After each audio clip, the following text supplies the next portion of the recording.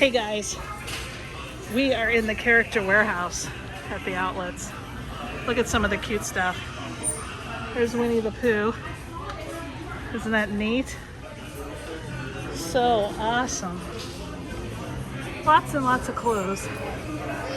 Looks like they have lots of clothes that they go through and then put on sale. But then cool mugs, which is neat. Some Figment, which I'm very fond of. They're pretty cool stuff.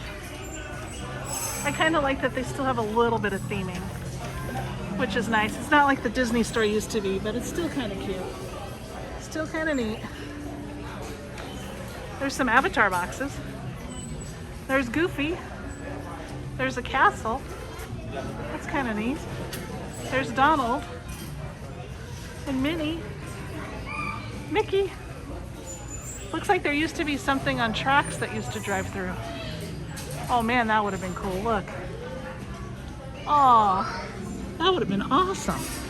Well, anyway, I just wanted to give you guys a little brief glimpse of the character warehouse.